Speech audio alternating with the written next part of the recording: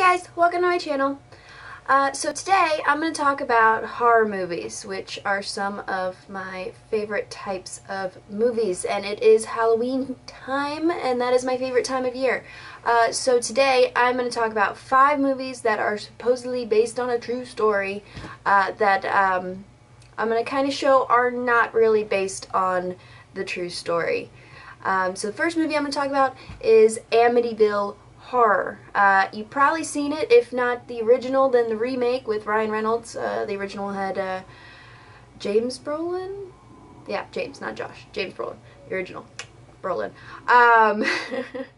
And it's basically about a family that moves into a house on a lake or river. River, maybe. And it's a spooky house, but, you know, it's a great deal. They move in, they like it, and then scary things start happening. Blood coming on the walls, and, you know, it turns out there was some kind of torture chamber underneath the house, and blah, blah, blah, blah, blah. Alright, now, the true story, the movie's about the Lutz family, which moves in after a crime happens. The house was vacated because apparently a man killed his whole family in the house, and the story goes in the movie and also the book that was written about it. Most of these movies that are based on a true story are based on a novel, which is based on a true story. So in the story goes that the man was hearing, you know, the devil and spirits, and they sort of possessed him to kill his entire family. The actual story is about a 23-year-old man named Robert DeFeo Jr. And in 1974, he killed his father, his mother, his 18-year-old sister, and then 3 other siblings, 2 brothers and 1 other sister. It happened on 112 Ocean View Avenue, Amityville, Long Island, New York. So it did happen in Amityville. It was in Long Island, and he supposedly killed them with a .35 caliber lever-action Marlin 336 C rifle at around 3 a.m. on November 13th, but he didn't report it until 6:30 p.m. that day. So he killed his family 3 in the morning, you know, showered, went to work, came back home from work, and then ran to, I think it was a bar, and said, "My whole family's been killed." And originally, he said that it was a mob hit. He said that it must have been a hitman sent by the mob to kill his family. Apparently, the family did have connections to some kind of mob or criminal organization, syndicate kind of thing. So the police actually kind of bought that for a couple days. You know, they bought that for a little while. But then he ended up confessing to the crime and presented evidence of his crime and what happened. The weird part is, you know, he was declared, or he not declared insane, but he said I was insane during confessing, that he was hearing voices and the voices told him to do it. But it turns out it's not actually ghosts or spirits. It was just a crazy guy. He was diagnosed with schizophrenia. He changed his story throughout the years. He's still alive, still serving 6 life sentences in Greenhaven Correctional Facility in New York. His insanity defense was that he was on heroin, LSD, and had an antisocial disorder, personality disorder. And his psychiatrist said it's possible he had schizophrenia as well. And they don't know a motive. They said it's possible that he did it for life insurance money. And, you know, it's just really strange. He changed his stories throughout the years, said his sister, who was 18 at the time and died, did it. And that he killed her in a struggle with the gun, even though her body was found face down in bed like all the other bodies at the house. And then he said his uncle, who had connections to the mob, did it. He said a stranger did it. He's changed his stories throughout, you know, his time in jail trying to get off for this crime. Every time he's been up for parole, it has been denied. So this story, while it is kind of creepy and it is kind of scary, and the actual movie is about the family that moved in after this crime, and how they left the house because of you know, paranormal activity, because of, you know, things they heard and saw at the house. That has been disputed throughout the years, and it's largely thought to have been false, and that this guy was just a crazy guy who killed his whole family.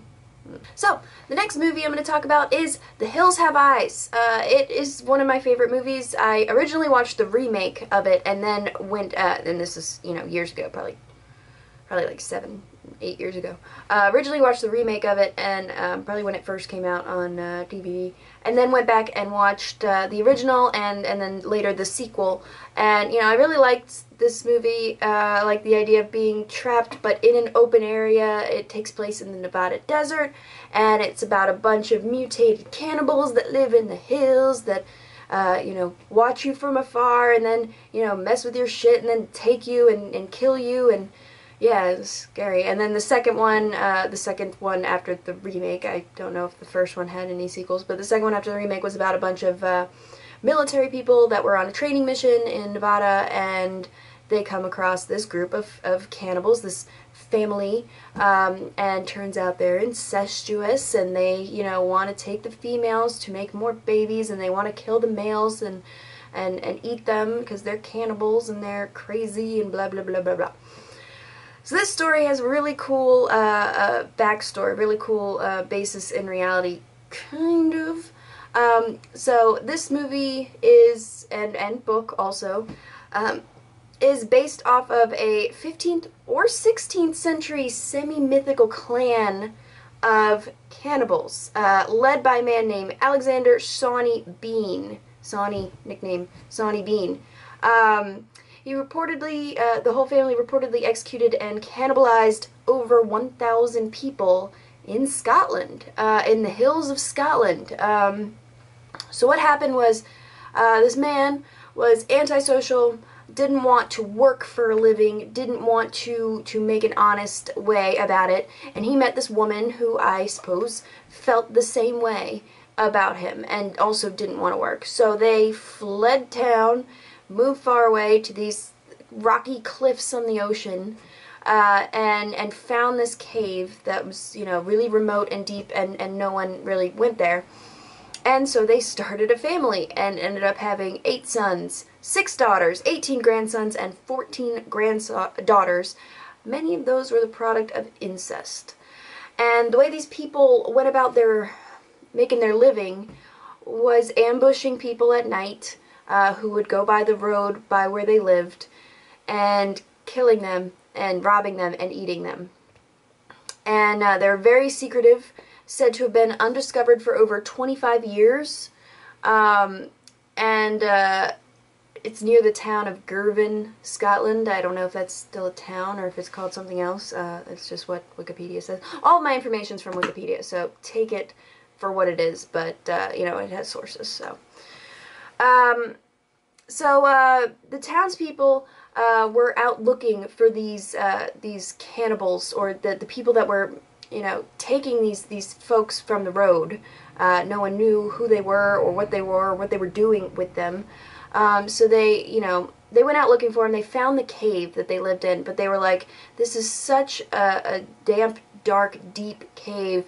You know, it's so hard to get to. There's no way anyone could live here without us knowing about it. So they didn't go into the cave.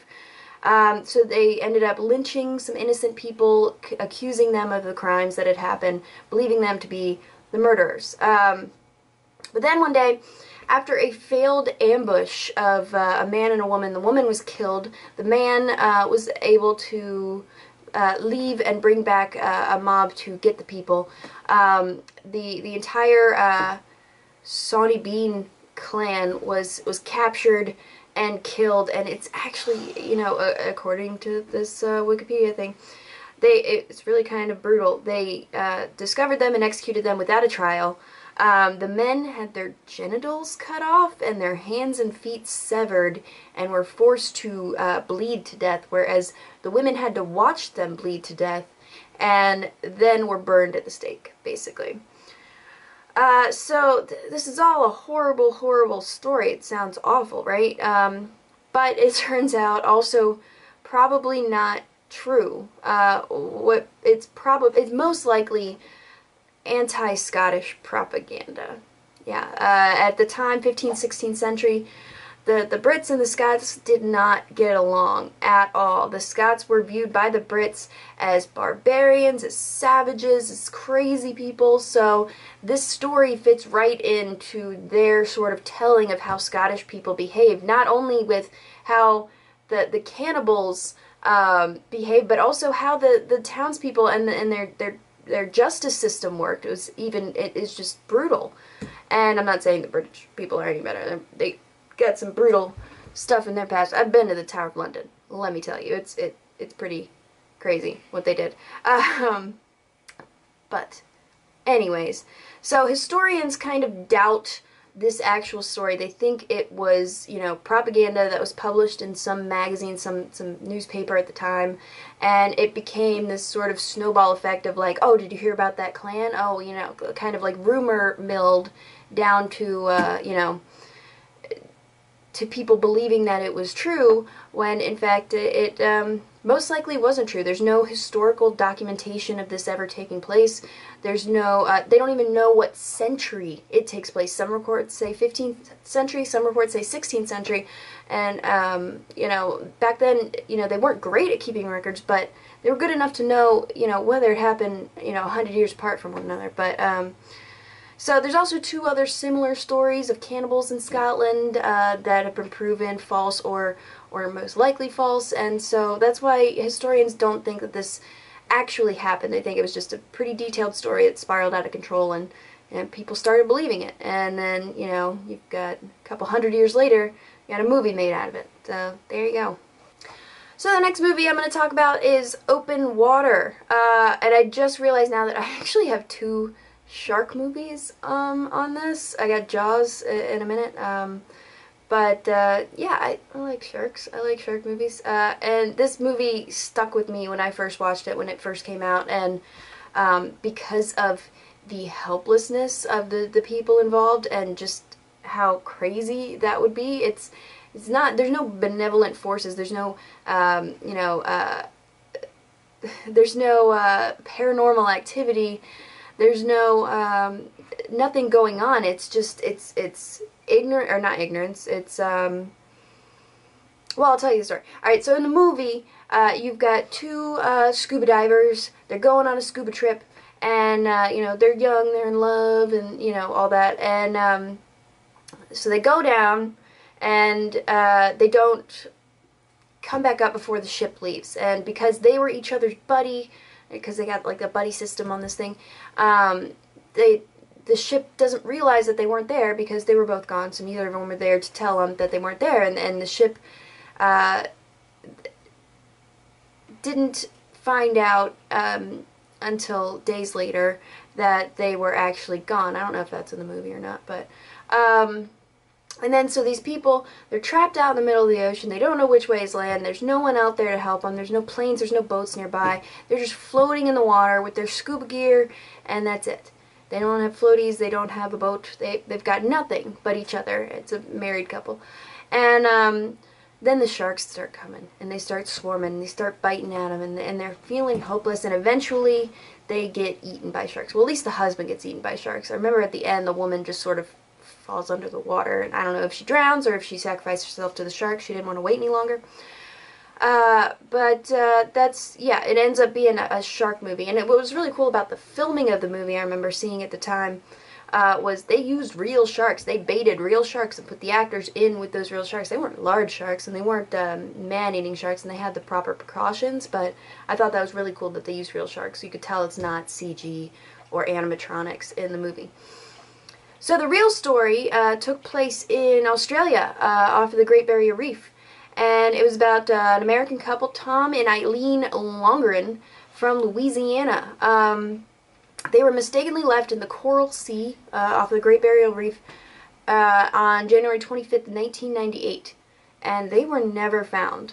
So the whole part about there being sharks and the sharks terrorizing them for, days and killing them in the end, that part is completely made up, as far as we know, because their bodies were never found, and there's no evidence that they died of a shark attack. They could have drowned, or died of dehydration and exhaustion.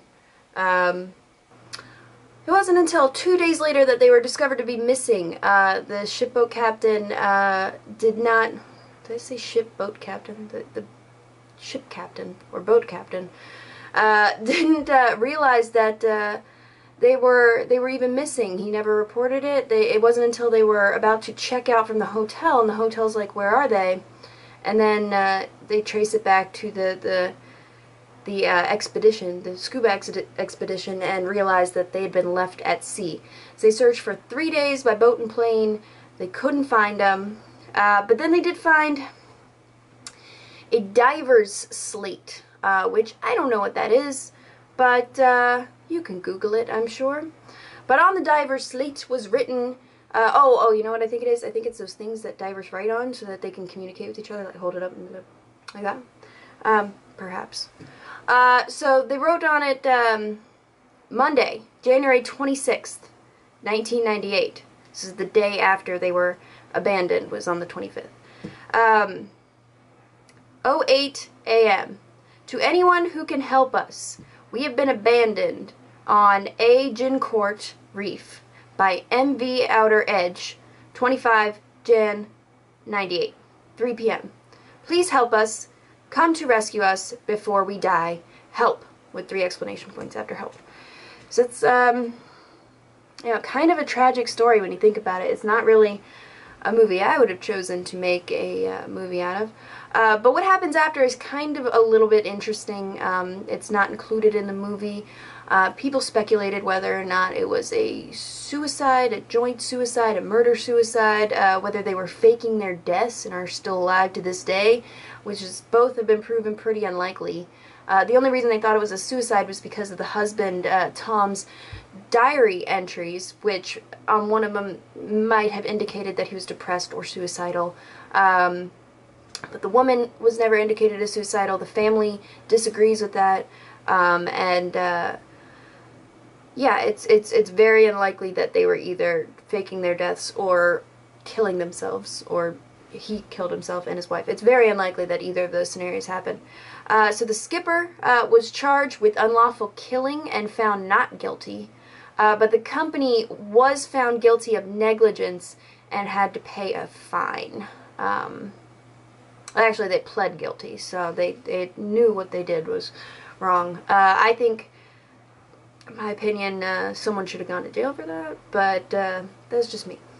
Alright, so our next story is Psycho, or the Texas Chainsaw Massacre, or Buffalo Bill from Silence of the Lambs, or a film from 1974 called Deranged, or the Outlast video game. Take your pick. And if you haven't guessed who this one is about, then you don't know your serial killer history, my friend. This is about Ed Gein. So if you haven't heard of Ed Gein, he was a serial killer in Wisconsin in the 50s. I don't know if you classify him as a serial killer now. He was only ever convicted or known to have killed 2 women. But what he did do with those women and with bodies that he dug up from the nearby cemeteries makes him sort of stand out among one of the most disturbed individuals in American criminal history. He made things out of people's bodies, and that's what inspired certain parts of the Texas Chainsaw Massacre and Psycho and Buffalo Bill, was that he was so obsessed with his mother that he wanted to become her at times. He made a bodysuit, he made a corset, he made leggings, he made a face mask, he made a belt, all out of parts of human bodies, female human bodies. And I've got a little list here, and it's disturbing. It was so disturbing at the time that after they took the crime photos and logged them into evidence, they burned the photos because they didn't want those getting out to the people because they were disturbing. So he made a trash can out of human skin. He made chair covers out of human skin. He made a bowl out of skulls. a corset made from a human torso, leggings, a mask made from the skin of people. There's a heart in the saucepan when they arrested him, so implying that he was not only killing these people and skinning them, but also eating parts of their body. There's a belt made out of female nipples. Lips, this one I found the most disturbing. Lips on a window shade drawstring. It's just, I don't even know. And a lampshade with a human face on it. So yeah, this man was quite disturbed. He confessed to killing 2 women who reminded him of his mother, one of which was an owner of, I think, a hardware store. And that's the murder that he was charged with and later convicted of. But he was found mentally ill, schizophrenic, tried for murder, and committed to a mental institution because he was found mentally ill. And he didn't die till 1984, which I didn't even know. I didn't know that he was in jail that entire time. But he died of lung cancer. So he's supposed to have robbed over 9 different graves, and then killed the 2 women. Yeah, he's just a real sick son of a bitch. And there's been countless movies either inspired by him or directly about his story. You can look those up on Wikipedia or IMDb or something like that. Alright, so the last film I'm going to talk about is one of my favorite films and books of all time. I'm going to talk about Jaws. I've read the book. I have seen the movie probably hundreds of times. Maybe not hundreds, but many, many, many times. And I named my dog Quint after Captain Sam Quint in the movie and the book. I like him better in the book. He's, I think, a better guy in the book and has a better death scene. So you should read the book. It's different than the movie. It's a lot different. Hooper's a totally different character, and different people die. It doesn't happen in the same way that it happens in the movie. The movie is based off of Peter Benchley book. So it was originally inspired by a, according to Peter Benchley, the novel, a 4,550-pound great white shark, which was caught off of Long Island, I'm guessing in the 60s or 70s, around the time he wrote the book. But he also said it lends inspiration from a 1916 incident along the Jersey Shore, where 5 people were attacked by supposedly 1 or more sharks at the time. It was between July 1st and July 12th of 1916. 4 people were killed, 1 person was injured, and is now believed, well, I'll get to that part in a minute. But what was interesting that I didn't know, scientists at the time, because this is, 1916, it was the beginning of people swimming for fun. Beach destinations were becoming popular for the first time around the turn of the century, and there wasn't a whole lot of marine biological research being done, because there was really no need to. But scientists at the time didn't think that sharks would attack a person unprovoked. They thought shark attacks only happened to people who fucked with sharks. So they were proven wrong during this, 2-week stretch here. The first attack happened, and the beaches did remain open. Happened off of Long Island, and just like in the book and in the movie, the beaches remained open, and more attacks ended up happening. And what's interesting is, the first and second attack happened along the ocean. The third and fourth attack actually happened, and the fifth attack actually happened in a creek, miles from the ocean. It became a media sensation, and the creek was reported to be an 8-foot shark. And they also had reports of it being a juvenile great white, so not, the big shark like in the book and the movie. It was only 8 feet, so, only 8 feet, and it's still big. But it wasn't, 15 feet long and however many, it wasn't gigantic.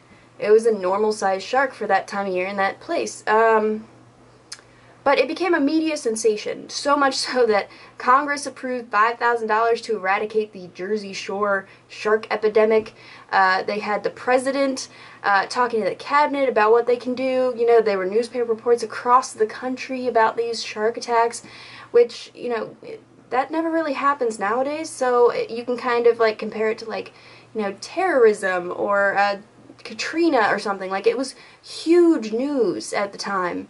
So much so that the president got involved about a shark who only killed 4 people. Although I think 3 of them were young men, like boys. So, I mean, it was kind of shocking that, you know, in a creek that they were playing in, a shark could attack them there.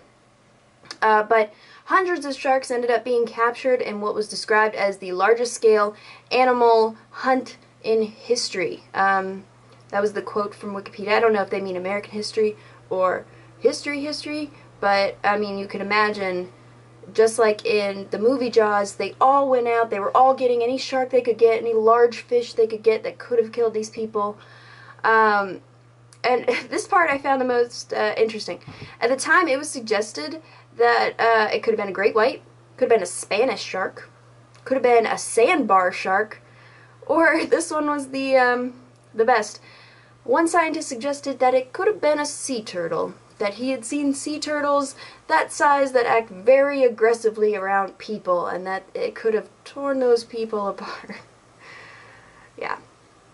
But scientists now, and at the time some of them, believed that it was most likely a bull shark. The reason why was because the creek was probably less salty than the ocean, and bull sharks have the ability to go into less salty or brackish water for food, and can stay in that water for some amount of time. It would fit the aggressiveness. The only thing unusual was it being that far north, but it's not unheard of. And so I just thought that was interesting that one of the scariest movies I saw when I was a kid and made me fear sharks and love sharks for, you know, the rest of my life, they got the shark wrong. It probably was a bull shark. And that's just really interesting. And yeah, so very similar to the book and the movie, but also very different. Also, you know, it was only 4 people died. So in 2 weeks. So that's, I mean, that's significant, but it's not completely rare. It's not completely unheard of.